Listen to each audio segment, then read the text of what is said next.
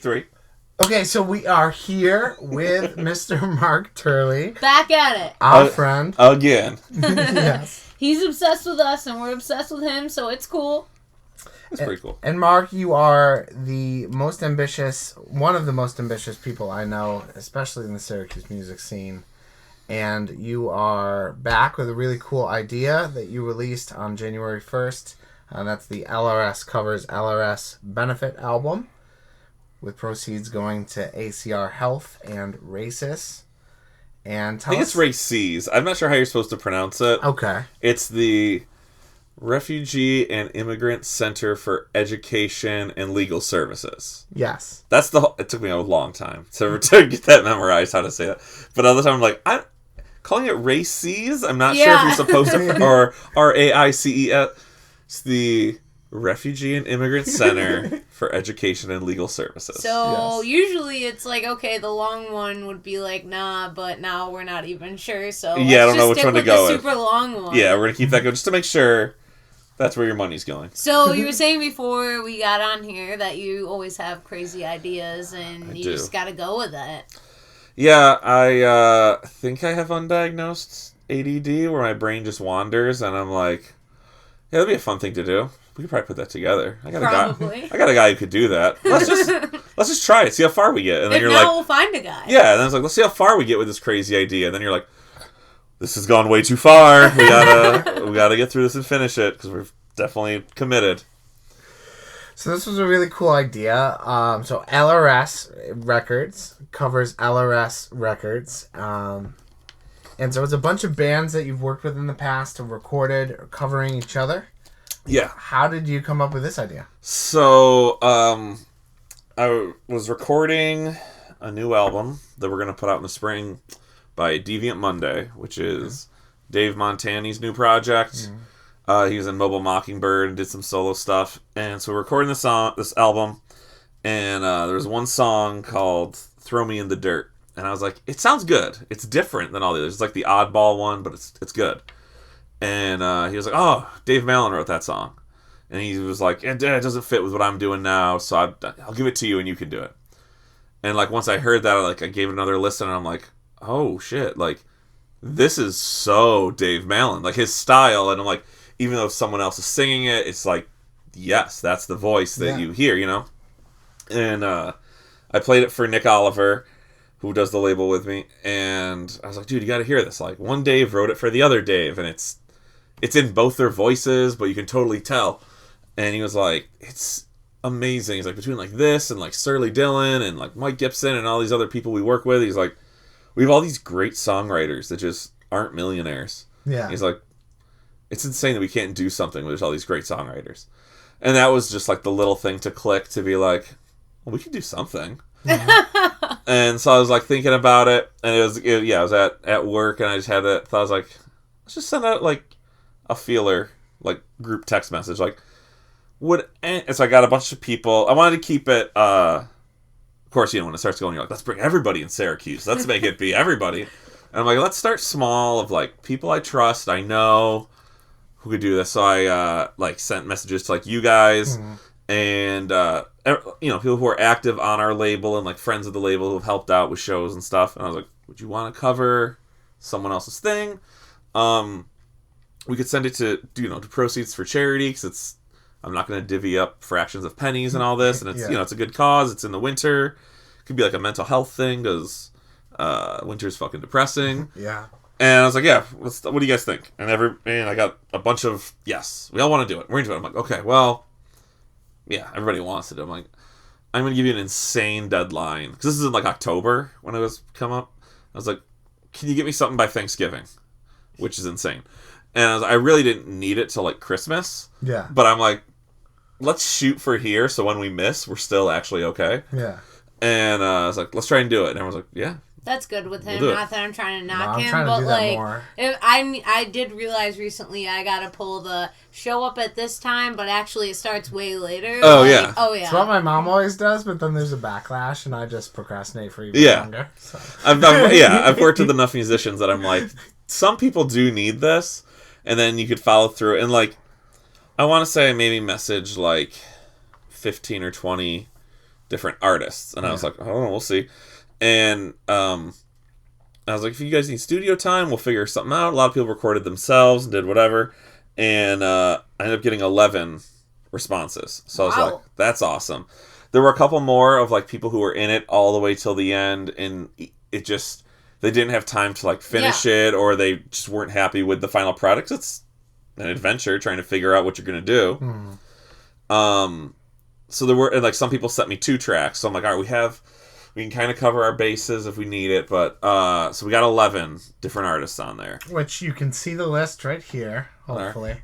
Part of our marketing campaign of confidential leaked documents. So I don't know if I'm jumping the gun, but do you think, I mean, you know all these songs, right? Yeah. Okay, do you think that the bands that covered the other band's songs, do you think they took it as their own, or some people kind of did it in the style that band, do you know what I'm asking? Oh yeah, whether they had changed like the style or something. Yeah. I think everybody put their spin on it, because I think, I just from talking with other creative people with this, like, if you're gonna cover a song, like if you're a cover band, like I play my so-called band and we do 90s covers, we try for the most part to do it as like authentic as possible. If it's like, we're gonna do Hey Jealousy, we're gonna match the guitar tone, we're gonna match the solo, whatever. But if you're gonna try to do something that's your own, like, oh, but we also cover Waterfalls by TLC, there's no way we can match that. So we just totally twisted it to make it our own version of that song. You know what I mean? And all these bands have, like, their own unique sound, which was kind of the joy of LRS, is that it's not... any one thing. Yeah, it's not like a punk or hardcore label, or it's not like a country label or an indie rock. We got... But you'll find everything. A little bit of everything there. Yeah, it's stuff that we like and feel like needs to be documented and should exist. And so all these bands took their own spin and like went crazy with it. So like Underwater Bosses is like a surf rock band, but they're kind of new to Syracuse, and we befriended them like a year or two ago, and they didn't know our whole back catalog because they just moved here. And so they're like, we want to do something, but we don't even know where to start because there's been like 30-something releases. And I just was like, I don't know, try Pink Shoes. It's a great Summer Cult song, just try it. And their version is incredible. It's like one of my favorite ones on there because it's so different. Mm-hmm. And if you listen to it, I think with fresh ears, I've heard the song so many times. I'm like, but I think if you heard it and you weren't familiar with Underwater Bosses, you'd be like, what is this? And it's surf rock. I need this in my life. Yeah. So if you go to their discography, you're like, it's surf rock. Like, well, yeah, they're all surf rock. You got it. And if you're like, who is this Summer Cult band that broke up in 2013, and you go back and dig through their stuff, you're like, oh, these are great songs. Mm-hmm. Yeah. So you can kind of feel it. So you're literally discovering, you know, the older bands that they're covering or whatever, and then the newer, So I think it's going to...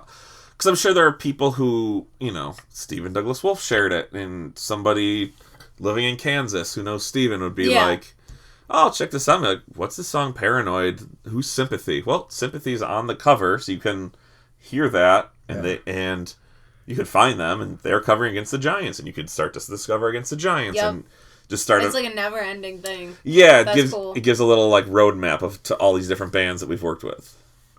And what is the deal? Where can people donate? Like, how much? Well, there's 2 ways you can donate right now.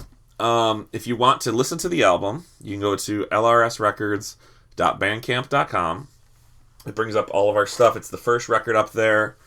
And you can listen to all of these. You can pay what you want. We're asking for a $10 donation is what we're suggesting. That's cheap. Right? For good local music. Yeah. And we're going to... And everything... All the money is going to the charities. We're splitting it down the middle. Mm-hmm.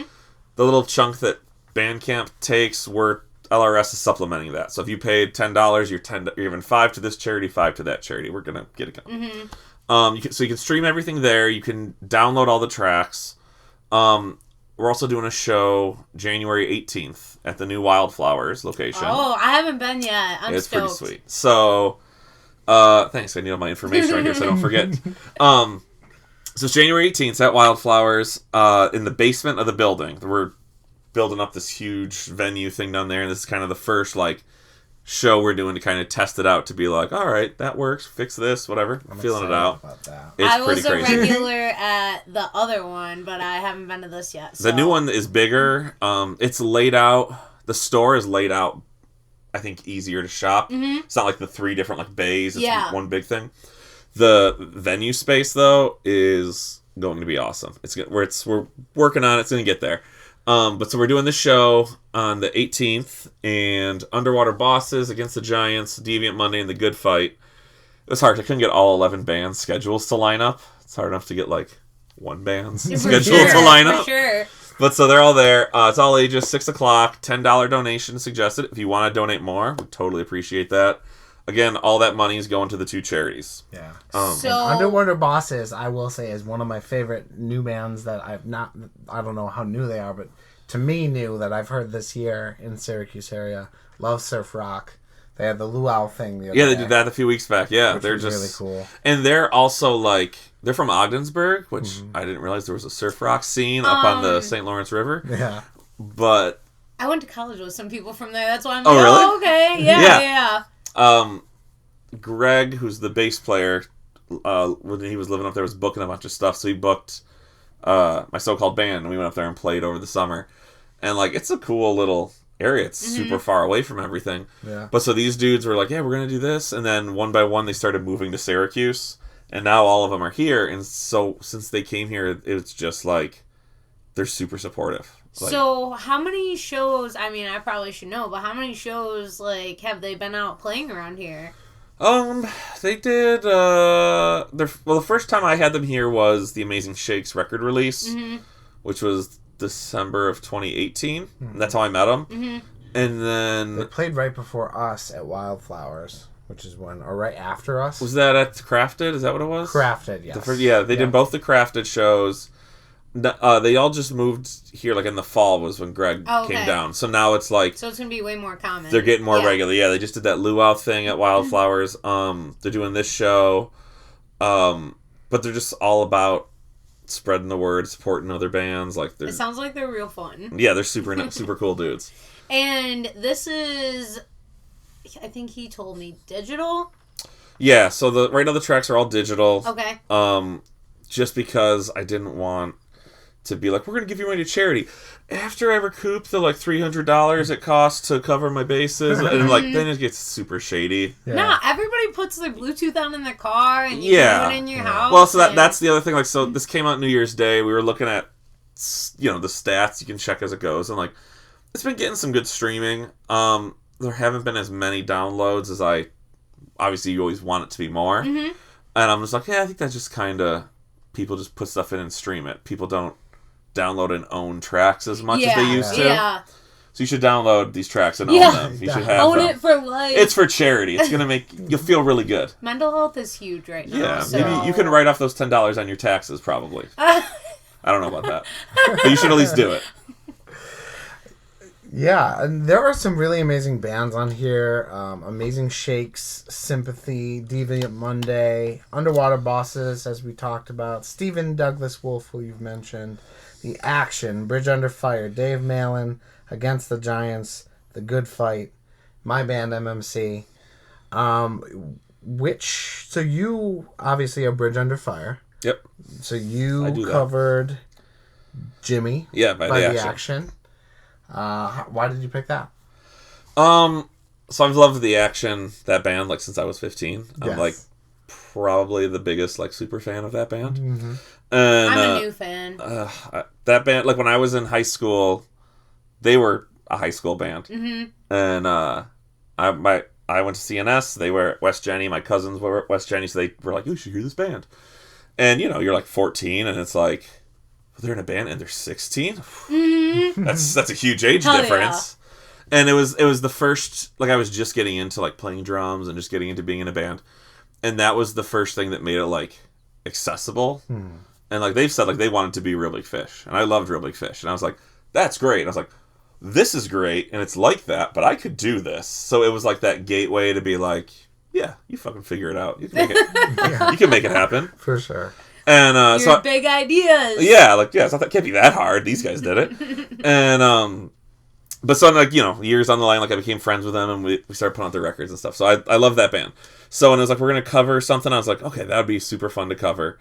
And the song Jimmy, I liked it because it sounded like kind of like a little raw rock and roll, like pushing it a little, because that band does like tons of different genres. They're doing tons of stuff. But this sounded like straight, kind of a little like pushing aggressive.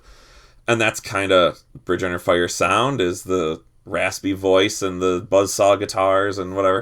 And I was like, ooh, we could take this and like, they pushed the distortion and gainy vocals to here. We could push it to here and make it our own. Yeah. And, we don't have trumpets and trombones, but I got Chris Whitmore who can shred. I'm like, just figure out that horn part on guitar. Yeah. And so we just went through and did it that way. So yeah, there wasn't really any... It's not my favorite song ever, but it was like, I see where they're going with it, and I think we could like take that and run with it and make it our own. Put a twist on it. Yeah. Why'd you guys pick Thousand Air? Let me turn the questions around on you, buddy. So we... Did you pick it? Yeah. Oh, I didn't know if he assigned them. My bad. No. We... I'm not with it. It was a lot of debating. We really listened to a lot of songs. We listened to a lot of Summer Cult. We figured that we wouldn't be the only person to choose that. Yeah. Which eventually led us not to go that route. I think there's 2 Summer Cults on there. Yes. There was almost going to be a third, but I think we just did 2. And one of my favorite moments, and I think Matt feels the same, was walking into Spark one time and seeing Dave Montaigne playing Thousand Air. Yeah. And I thought that the song was so smart and funny, and I loved it. And then I heard whispers that this guy, Turley Dillon, wrote it. Yeah. It was my first introduction to that name. And he is like one of the most mysterious, cool people. His blog, 600 Seconds. Yeah, he does like 10-minute little video blogs. Yeah. And his photography, he's a really cool guy. And one of the best songwriters in Syracuse. He is now in Highland Funeral, which we saw and really liked. And so that song always stuck with me. That's a great song. I kind of sang it every once in a while when I was cashing my smaller than I wanted to be check. Yeah. Oh shit! Damn, I'm 1,000 Air. Yeah. And then so that song always stuck with me. So that's what we ended up going with. And we were not wanting to delve too much into mixing and mastering, so we had the idea to do it like old school style, one microphone, all acoustic, which is cool because Dave's like all about that lo-fi. Yeah, like that's his thing. Yeah. So we did it that way, and I didn't know until the very end that Bridge Under Fire had covered it when you sent it to me. Oh no, that was it was Operation Hennessy. It was supposed to be doing that. Yeah, that was a few summers ago when I just had free time. I was like, I'm going to try to just, I don't know, I want to record something. I didn't have anything written. And I was like, I don't know, let's pick some of my friends and bands. This is like 3-4 years ago. I think I did Some of the Action, that, and a Slaughterhouse Chorus song. And I was like, I don't know, post it online just for fun. Yeah. So that, though, was enlightening because your version is musically obviously much different than Mobile Mockingbirds. So we kind of tried to combine them a little bit. We tried to put in like a breakdown, a little bit of a solo. Yeah. Because in yours, there's that. Yeah. And it really does add like a little break that's nice for the song. And then it allows us to end the song much more nicely too. So yeah, I try to combine them a little bit. It's a fun song. I do love that song. Yeah, it's this the story of like Dylan wrote it. He played it for Mobile Mockingbird. Like, I wrote this song. I'm not gonna do it. It goes like this, and they were like, "Wait, what?" And so they just had to like they heard it once, had to learn it like instantly, and be like, "I guess that's our song now." And then it became like one of their most popular songs. And it's just like the story is just so ridiculous about the whole thing. Yeah, it's so good. And when I was doing sound check with Dave Frasina last week, we were playing most of the album on the air, and Dave Montani was listening to it. And my phone, as soon as I started playing your guys' version, my phone started going off. He's like, "This is amazing!" I love it. He was like loving your guys' version of it. I appreciate that. So that was super cool. I think that, you call them your crazy ideas, but like I remember because our house is like the hangout house after band practice. Yeah. And I remember they were like not stressing but like focused. Like they were really like their creative juices were like, what are we gonna do with this? Like all of the guys, not all the guys, but most of the guys come back here after, and that's like what they were talking about for that few weeks because they had the deadline. They were like on it. Matt and Anthony are perfectionists, especially when it comes out to putting out like like a recording stuff. But like obviously bands are always trying to work on new ideas, new things, but to like give them an assignment, you know, that's like outside of what there are, you know what I mean? Like I just think that's cool, and even though it just came to you, it's like you should. I definitely had to push a little bit to get that done. Yeah, I'm thinking. I'm like, it's just from like talking and doing like promo stuff about it. I'm like, oh yeah, we'll do volume 2 next year, and I'm like, well, if we do, we're gonna contact people in like August and be like, you have a little bit more time to like get it together. Still give them that, you know, deadline that's not as late. Well, because I think The Good Fight, which is my buddy Justin, he covered Ronnie Crawford's Written in the Stars. Mm-hmm. And like I talked to him and he was like, oh, I totally want to do it. I'm like, great. And you kind of give him some time and you're like, hey, how's that going? He's like, well, I think next week maybe we're going to get him. Okay, well, we're getting pretty close. And then he was like, I mean, can I come by your house Monday and record it? I'm like, yeah, just come on, let's get this shit done. Let's hurry it up. Then at least you'll know it's done. Yeah, and it was just like, all right, just come on over, let's get this going. And yeah, but it's like stuff all over. Like Dave Malin's been doing something out in Iowa for like a paper mill, and he sent me stuff that he just recorded himself. So it's like, you know, he's a couple states away, and it's like, oh, cool, well, that got to be on here that was recorded. So it was super fun for me, like having. I wrote some of the songs that are on it, but it's also I recorded some of the songs that are on it. So just being like, here's our new version. I'm like, what?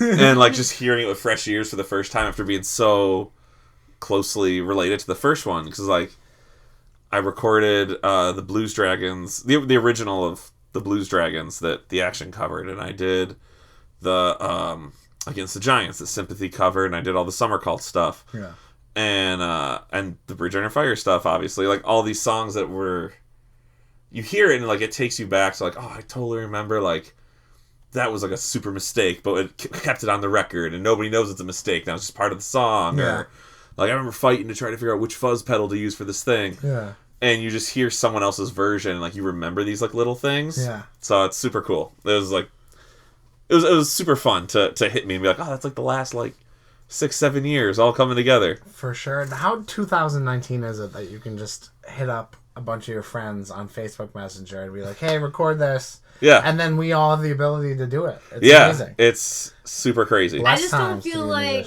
you hear of local people doing, like, you just don't. Like, it's definitely, I think the fun part of LRS is that very rarely do we have bands that we put out like their album, and very rarely are they just like, all right, peace, and they leave. And they never hit you up again. Usually it's like, here's band A, we put out their record, and now we start working with band B, and they're like, oh, can we get them on a show, or can we help out with this, or now we're friends. That's nice. And it just kind of starts to grow like that, and like, and everybody comes together. Yeah, and it was just the thing of like Summer Cult, like without getting into the whole history of the whole label, because that would be an entirely other like 3-hour podcast. Like we put out the first record, and then Nick was friends with everybody in Summer Cult, and I knew them, just not super well. Like I had met them a little bit, and we were like, oh, we'll put their record out second. And so we're like, okay, yeah, we'll put out their record. And they broke up right when the record came out. Like their record release was their last show, and we're like, all right, let's gamble on this. And even after that, Dylan was like, I'm done with music. I'm like, okay. He's like, Summer Cult's over. And then I wrote some solo stuff. So he came back to do a split with Participation Trophy. And it's like, okay. And Bridge Under Fire needed a fill-in bass player, and he came back to play bass. And it was just like, and then, he's like, I wrote some songs. So like, we're going to call it Spooky Candy. I'm like, this is a great EP. We're going to release it. We'll play one show. But like, I don't care. I'll put out burn It was CDs. a good album. Has anybody ever really done, like, even, Yeah. like, I work in radio, there's tons of people that, like, took a hiatus and have made a comeback, and now they're on the radio again. Yeah, you can't. Because that was the other thing, even, like, Bridge Under Fire, like, has been a band almost, I think, this December will be 10 years since our first show, which is ridiculous. Yeah. But, like, there's been times where, like, people quit the band, and you're like, well, we should just stop. Like, I mean, why? So many people have quit. Like, why even keep going? And it's like, well, I can't stop writing songs. Mm-hmm. Like, the voices keep talking to you. For sure. And if I write the song, it's going to sound like this, which is what I'm doing anyways. Like, I don't want to think of a new name. Let's just keep it going. Yeah. So, That's what I experienced with MMC too. And me and Matt and Anthony are always going to be friends. So as long as we're all alive, I think. Yeah, I you can't did- imagine it not being at least semi-active. yeah, and, like, it might change with other members, like, coming and going, whatever, but, like, as long as you kind of have the same, like, mission of, like, what you're set out to do. And it was like, we wanted to do these things. And it was like, all right, well, we did them. No, let's keep going. No, why not? Now it's just fun. Now it's not work, Absolutely. Mm-hmm. So, Is there any track on the record that you are most surprised by? Because there were a lot of when I was looking at just the list, like, it was interesting looking at the bands, and then because it wasn't released until you did a whole redacted press release thing, which was very cool, and I was excited. I was keeping along with it. Just because I was excited to see what bands were on it. Oh, Kept yeah, everything so very close to the those vest. bands didn't know who else was on No. it. That's cool. I mean, there's a group chat where some Top people secret. would post and be like, we're in the studio doing this. Yeah. But I didn't want... it sucks being in a group chat with, like, 30 other people. For real, So- I get out of that so fast. So I would try to send, like, one text that had all the information and be like, message me privately with any questions or whatever you need. Yeah. And so, like, people would send me messages privately because I was trying to keep track of, like, I didn't want 10 people to all cover Pink Shoes. Mm-hmm. So, like, sometimes people were like, oh, I'm thinking of doing this. I'm like, somebody else is already doing it. They're like, okay, I'll pick something else. So, like, a lot of people didn't know who was even there. And, like, some people were in the group chat and they just never got me anything. So when you just posted, these bands are being covered, but nobody knew what song or who was doing it. It was weird for me because I was getting things over the course of 2 months, so I knew what was on there. Yeah. So, I don't know, because you would really know that from being on, like, one of the bands that submitted, but not knowing everything else. I don't really know anything. I knew some people. Like, I was surprised Stephen Douglas Wolf was on here. I saw he was in there, but... and the Action, because they're all in so many different bands. And they're all so busy with, like, a million things.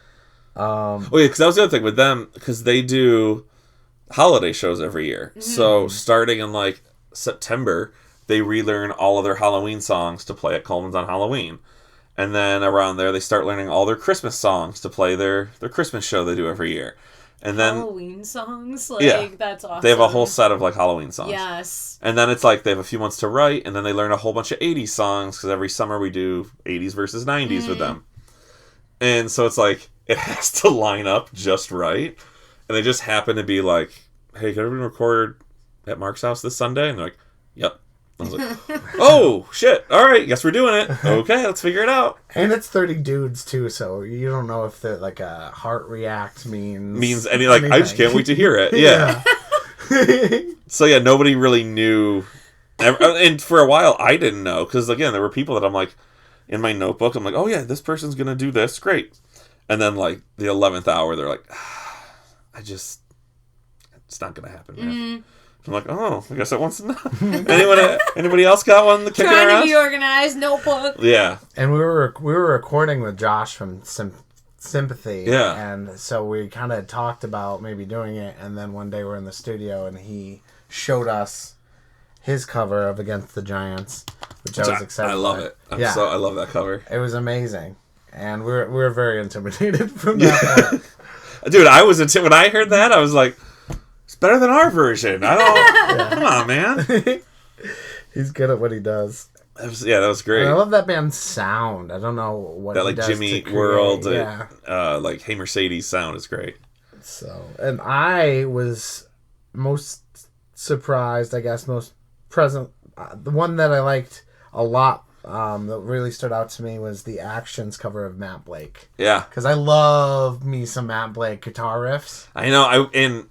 I wish he's out in Colorado right now doing a job, and I wish that he was in town and we could get something together. I was going to be like, do you have like an interface? I could like send you some tracks. You could like shred all over it and send it back, and it just didn't work out. But he'll be on volume 2 most likely. For sure. Yeah. I love the original of that song. Yeah. And Mike was like, yeah, we're going to do Hive Mind by Blues Dragons. I'm like, great song. Like, you can't go wrong with that song. Yeah. And they came in to record it, and it was just like, we're just going to go in the room and like run through it once or twice. And I hear like the first like run through, because they record it live. And I'm like, that sounds awesome. And they just like kept going, and they were like, all right, let's go throw on the horns. And I'm like, yeah, this is the Action song. Yeah, the horns are crazy. I hadn't recorded a band with a trumpet and trombone player before, and they're just like, bam! It's like super loud. I'm like, oh, this is way different than a guitar amp, where you're like, that's the volume, it's going to stay there. They're just like all over the place. So are we allowed to talk about the what is it? Oh my god. If you start a sentence like that, then yes. Crafted. Oh my god. It was announced today. Yeah. Are you gonna be a part of it again? There's gonna be like multiple. There's gonna be multiple ones. Throwing it in your face, like I know. I don't have the list in front of me. I know there's the regular one that's Crafted 3, the standard one. We're gonna have bands again at that. We'll probably be doing the 2 stages again. I think the Honk Festival is going to be just like the brass bands things, like exclusively for that. Which was very cool last year. It was super fun, yeah. And then, what was the other one? It had Crafted, the underground one is going to be at the New Wildflowers inside in the winter. We haven't really made a plan for that yet, what's going on with music. I'm not sure on that one yet. And then Crafted After Dark is going to be in the bank alleyway. And there'll be like lights going down. It'll be at night. And because I'm like, I don't want to deal with getting bands and electronics and everything and whatever. So we're just going to have acoustic players just strolling up and down the walkway just playing. So that's awesome. If Matt wants to play guitar and you just want to sing and just go for a walk, singing your songs and checking out all the vendors. What was that band that I liked a lot that played at the last one? The 3 young guys. Oh my god, they were big, so dope. The 2 saxophones, right? Yeah. They were young. Yeah. They're not from here. Big Blitz, I think. Yeah. Yes, I followed them on Instagram right away. I watched all of their videos. They're like so good. Yeah, and then you just playing like 2 saxophones at once. Yeah, that band's great. They're all brothers, right? I think so. 2 of them are brothers. Or maybe just 2 were, yeah. Okay. Or maybe they all are brothers. One of them was very young too. One of them was like under 16. Yeah, they were crazy. Yeah. He had that like tiny little drum kit, and it was like, I don't think I was doing anything remotely close to being that talented at that age. Like I was like, I don't know. Most people aren't. What? I had heard. So I was busy running one of the stages for the first day, and everybody was telling me like, there's this band. It's like 2 kids playing saxophone, and I'm like, I don't know what you're talking about. Like, I can't leave this stage because I'm coordinating my thing. And on the second day, it was a little looser because just with the weather and with the way things moved around. I had Plan B, the Baldwinsville band, set up doing their thing. And like they were kind of doing okay, and they were whatever, and I had to go handle something else. And I come back over, and I walked right where Big Blitz was playing. And I'm like, oh, this is what everyone's talking about. That's what the hype is. Yeah, I was like, oh, I get this now. This is there great. 2 or 3 of them? Am I like losing my damn mind? There were 2 saxophone players and a drummer. Okay. Yeah, the guy that was sitting down. That's right. Yeah, they were crazy. They were amazing. They were amazing. What else? Anything or you hit it all? The decade's over. Decade's over. Oh yeah. We're older and wiser. How was LRS's 2019? You put out a few records. We did. We did the Plan B record in January. They just played the Rose Bowl. They just did the Rose Bowl. Yep. We started the fundraising thing with that record coming out. It was probably the most eclectic, weird record we've ever done so far. It's a high school pep band. Yeah. That like recorded everywhere. Like there were tracks recorded in a gym, some in the band room, somewhere at Paper Mill Island, somewhere at the Blue Room at Third Man Records. Yeah. And yeah, that was insane. So we did that. Bridger and Fired, we worked with you guys and all our other stuff, putting out an album over the course of a year. Yeah. We did that. That was fun. That was fun. What did you think about that? You thought that was... It was another crazy idea. Yeah. I think, in hindsight, I think in the next one I would probably do a traditional record. Mm-hmm. Just because it got a little weird when you would get to October and you're like, oh, these two songs are coming out? And like, oh, we wrote those so long ago. Like, they don't even feel fresh to you anymore. Like, they're fresh to the world. Yeah. But you as a player are like, I'm not... I mean, it's fine, but it's not... I want to do the new stuff that we're doing. Sure, yeah. So that was kind of a little weird on it, and it's it's a different experience. It was a fun experiment. Yeah. I don't know. Maybe like try it again in the future, like knowing like what we know now. We're like, oh, there's little hiccups along the way. Did you see any difference in streaming as far as releasing like the smaller? Not really. I mean, it kind of got to be a little almost more irritating because that you now have like, here are our first couple records, then part 1, part 2, part 3 of like the summer singles or whatever. You know what I mean? I don't know. It was a fun experiment. Yeah. And it was. I don't think it was a failed experiment by any way, because I don't know anybody else who's done that. No. But I think the next time I might just go back to like something a little bit more conventional, just because it's kind of easier to convey one whole idea than like 14 sort of standalone ones. Yeah. You know? Which, I mean, this is kind of how that was written, to be that way, but... This is what we're playing with right now. Because, we just recorded... Telling secrets? No. On the podcast? You're in so much trouble. No, I just have no idea what... We stopped recording 20 minutes ago. I have no idea what we're doing with our next album as far as how we're going to put it out. I think that we've come to the conclusion that we have to make CDs still. But what does that mean? Whether are there going to be CDs in a plastic bag that we could just give away for free? Like, what are we doing? Let me tell you what you do. No, no, I mean... I'm the photo album of CDs, the CD case, in my brand new 2018 car. Like... I'll always have CDs, and that's it. Like, so, I'm not big on... I don't have any music on my phone. Like, so, streaming is definitely a necessity. You have to have it. Yeah. Mm-hmm. I was so, like, against it for so long. And then I'm like, I'll pay the $10 a month to get Spotify, whatever. And I'm like, oh, shit, yeah, this is the future. I'm not going back. I wouldn't cancel this now. So you have to have that for accessibility. Mm-hmm. And the thing is, I would say, what do your fans want? Like, do they want CDs? Because, like, everybody wants a physical product. And, like, we put out records by bands that we think can sell vinyl.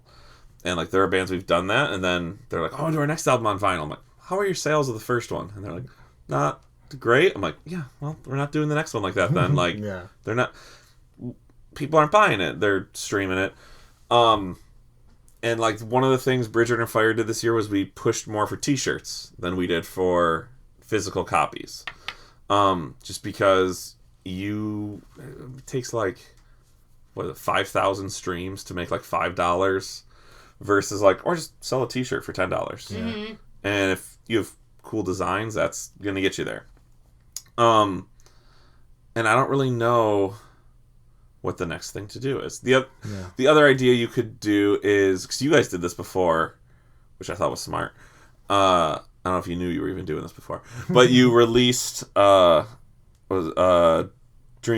World. That was Dream Wild. Sorry, that one. Yeah, you had it like CD, you had tape, you had vinyl pre-orders, you had T-shirt, you had bundle packs, you had whatever. Yeah, and you had all these different options to buy the same thing that you allowed every tier of fan something. Yeah. So if you were just like the casual fan who's like, I just want something listened to my car, well, you can stream it. And buy a download card for whatever. And if you're like, I need to own this. Well, you can pre-order the vinyl. You got He's right this. about that, because think about what you just got me for Christmas, and I've bought that type of thing multiple times, like a bundle with like, you get merch The as a bundles are t-shirt, definitely you the get. future. Yeah. I like vinyl. I also want a CD for my car. Like, yeah. And the more creative you can get with it, I think the better you can do. Like, one of the things I just did at the end of the year, I tried to get it for our tour in time, but didn't come in time.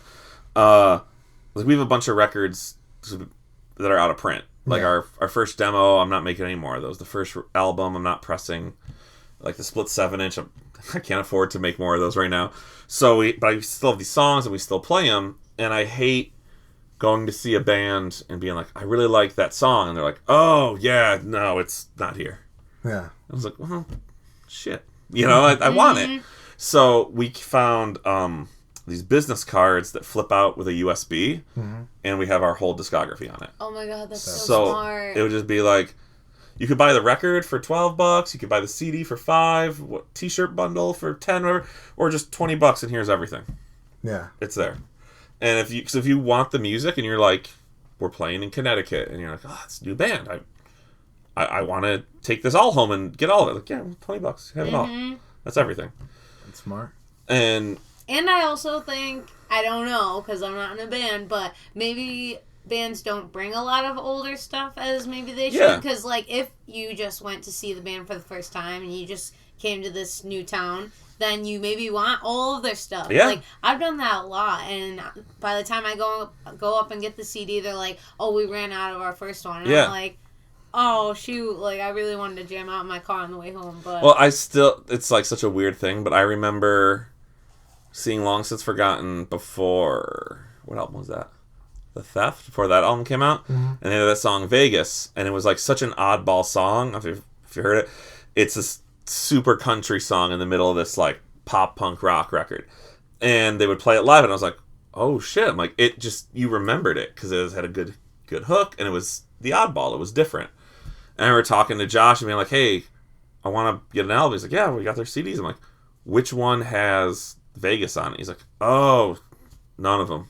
And I was like, well, he's like, yeah, it's not out yet. It won't be out for kind of like a year or something. We're like, just taken to the studio. I'm like, well, I want it. Like, like, that's not fair. And it's like, he gave me like their EPK like site. Oh, you can stream it there or something. I'm like, well, I want it. That's not, you're not helping me out, dude.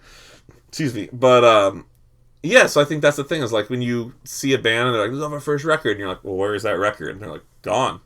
And you're like, well, then why'd you tease not me cool, with it? bro. Yeah.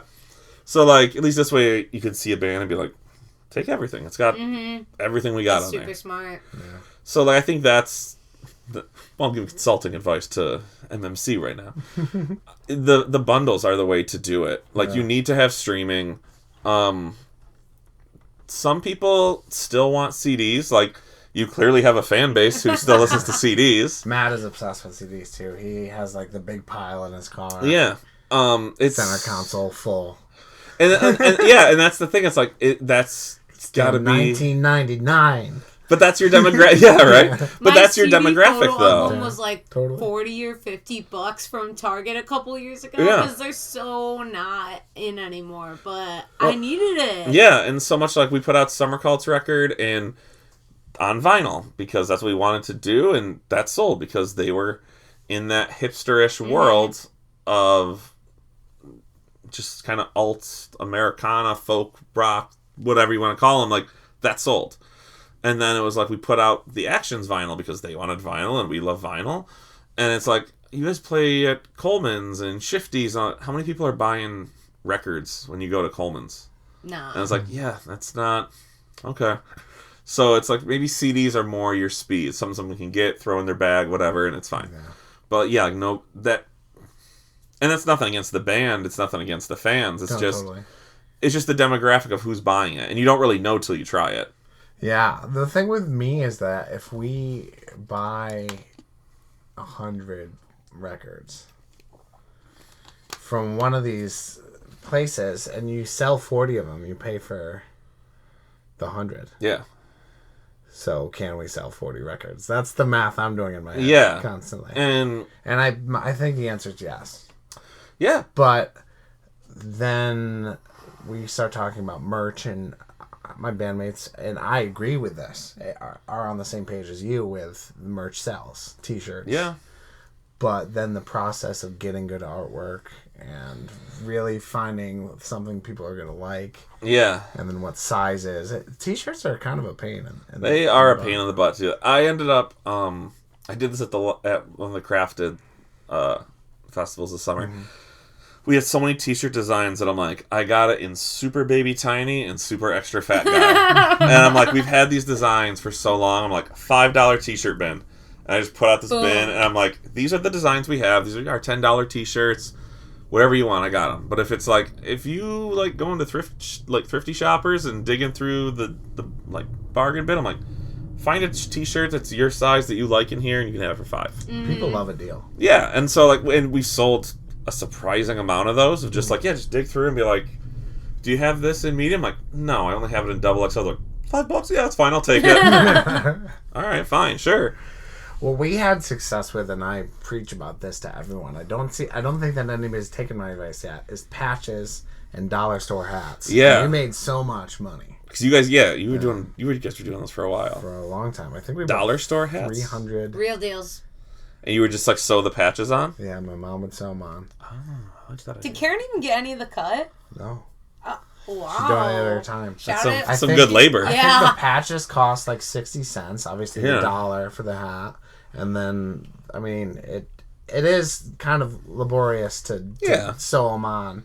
But you could also glue them with fabric glue. Yeah. Probably That's easier. A great idea. Don't take that idea. We're going to... That's mine now. I took it. But Etsy, we found a Chinese company that makes them on Etsy. I think we're going to reorder them soon. But, yeah, merch is a whole weird side of the business that we didn't really even think about. Because we're not going to make money from our music. Of course. Once you accept that, you're like,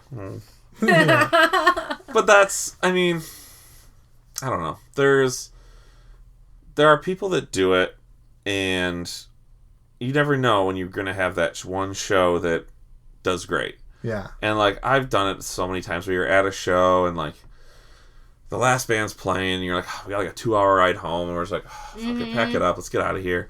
And there have been times where, like, that's the attitude, and we're like, just wait. Like, I felt like we played a good set. Just leave it out. We'll stay an extra 20 minutes, whatever. And you sell a ton of shit because nobody wants to hold the stuff during the show. They buy it on their way out. Yeah. Which makes sense. And it's like, then you're just fighting yourself and your own patience to do that. And that's really the thing. Like, with that there internet getting made, like, and now that everything is just easy to get there, so there's no value of just music, of something that's intangible. And like, you do vinyl and it's cool and it's great, but you need to have a clientele that's willing to pay $10 to $30 for a piece of wax that they're going to stream in their car and sometimes listen to when they're home. Yeah. So it's hard. It sucks. I buy almost every vinyl that I see a local band put out, though. And I don't know how many people there are like me. Probably not that many. But I mean, there are some. Yeah. I think a lot of people buy the CDs. Yeah. I don't know that everyone. Unless you're my friend, I'm probably not buying your CD. Yeah, it's. You taught me. Or if you want a CD, I'll obviously buy it. You taught me to go out and support. I've been buying CDs almost every show since now. Well, I'm going to get out of here. This sounds like a whole thing. I like t-shirts. Oh my god. Which goes back to what you were saying. Yeah, I mean, everybody's different, and I guess you just kind of got to know, you got to have a little bit of everything. And it costs a lot of money, but at the same point, nobody, well, I don't think, started a band to, like, get rich. Like, even as a label where it's like, what are you guys gonna do? Oh, we're gonna put out records by bands. Yeah. And like non-band people are like, oh, this music industry, it's great. I'm like, you stupid? Like, no, like this is like we like report a loss. Like we hover right around zero. It's like, we have some money, let's put out a record. We're lucky. All right, and let's hope it gets back to zero after a while. Like, There's no... And our, like... Whatever money we make, we spend on the opening act CDs.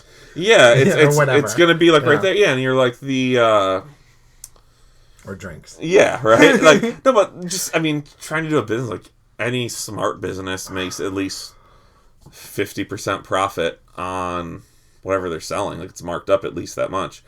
And, like, ours is like, yeah, the records cost us $5. Let's sell them for $7.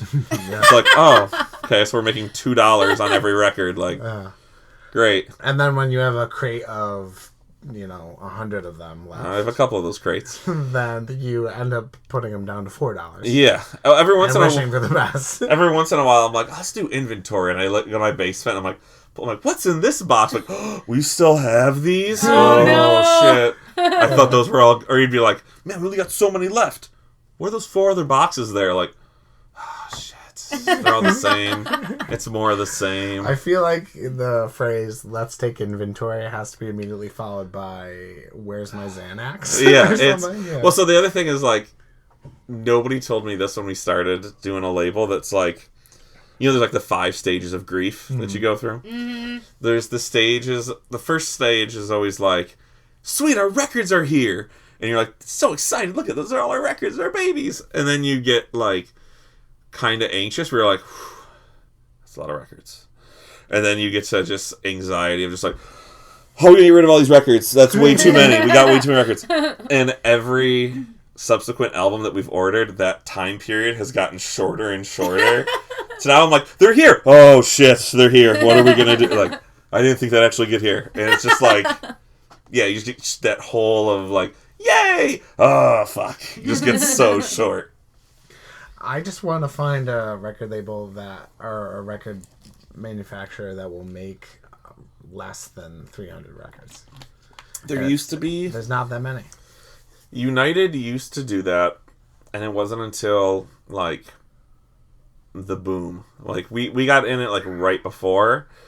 And it's like, we got an account at United in Nashville. And then they got to where, within, like, a year or two of us being a label, we would call to put an order. And they're like, we're not taking new clients. I'm like, nope, we're an existing client. We have an account. And they were like, oh, okay. But, like, most people they were turning away just because they were so busy. And, like, Record Store Day, like...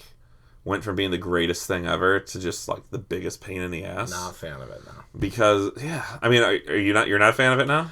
No, my thing about it is they release the same artists over and over again, and then you see some of your favorite artists like Jeff Buckley. Yeah, there's a recent addition to that kind of lineup. Mm-hmm. And the first couple, like they released Live at Cine, which was one of his best albums. Yeah. And then now we were getting like random shows that he played at some coffee shop. Yeah. It's like I don't really care. Yeah. I mean, somebody out there might want it. I don't know. Well, and I liked the original ones were very, very eclectic, and it was smaller stuff, and it was like whatever, random pressings. And once it got to be like, oh, this is a thing after like 4 or 5, 6 years, the majors were like, let's reissue every Bruce Springsteen record ever made. Yeah. And let's put them all out. Yeah. It's like, those exist, and everyone who wants them already has them. Yeah. Like, they don't... Those are, like, thrift store specials. And it just wouldn't... And so, like, when we would go to be like, hey, I want to get, like, 300 copies of this Nudes record, they were like, well, it's going to take about 16 weeks turnaround because we have to do all those Bruce Springsteen records first. Oh, my God. And then Mariah Carey's Christmas record. Don't make me sick. Like, it would take forever. Mm-hmm. And it was just such a pain to get... They've kind of leveled out a little bit, but like we now have to kind of tailor our expectations of when we send records to the pressing plant because of where it is and just because of Record Store Day. You know what I hate about that too is that it also tricks people, especially people who are newer into collecting records, that I'm going to go to the store and buy this $30 copy of Born to Run when I can find that in a dollar bin at my local mom and pop record shop. Yeah. So I don't like that. Yeah, there's too many reissues. It's flooding the market. Yeah. And it's actually caused some stores to close because they don't offer buybacks. So we're back after some technical difficulties. I'm going to address this out in the open. If we don't, we can cut it out if we don't want to. Yeah, no, it's cool. I messed up. Yeah. Yeah, Mark is cursed and he ruins everything. Yep. So Except this covers record. This is pretty great. Yes! I know, it is. So if you are interested in music, local things, and local music, All the best things in life. and covers, Like blankets. then you should check out this album. Donate what you want. $1 or $1 million. We're asking 10. It's a great starting point. Yes. 10 is nothing. What's $10? That is nothing for good new music. Yes. And we have the show coming up on the 18th of January at the new Wildflowers Armory with a bunch of cool bands. All proceeds are going to ACR Health and I gotta remember it all. The Refugee and Immigrant Center for Education and Legal Services. we're not going to try to pronounce it because we already got in trouble earlier I don't know if today. that's correct. Yeah, I can't. I can't. $10 at the door, all ages. All proceeds are going to those two charities. All the bands are donating their time. There's going to be a bunch of stuff there. You should check it out, and it'll be great. What And else I got it's to the brand plug? new Wildflowers. We got your 400th show coming up for my so-called band. We just did I was that. going to say was that this past happened, Just weekend. dude. did We that. missed it. It was a fun, crazy time. I'm a loser. I should have done more research. You're okay there, buddy. No, I did that. There's my so-called band.net has we got a bunch of stuff coming up. We got When Particles Collide coming through March 14th. We're doing a thing at Wildflowers that day. With the Amazing Shakes and Bridge Under Fire. More that's coming out soon. LRS has some releases on the way. So keep an eye out for LRS. Keeping it interesting with Lee and Z, and It's we'll been make real. sure that you stay up on it with Mark. We're good? It's been real? It's been fun. That's it? Yay! See ya, thanks.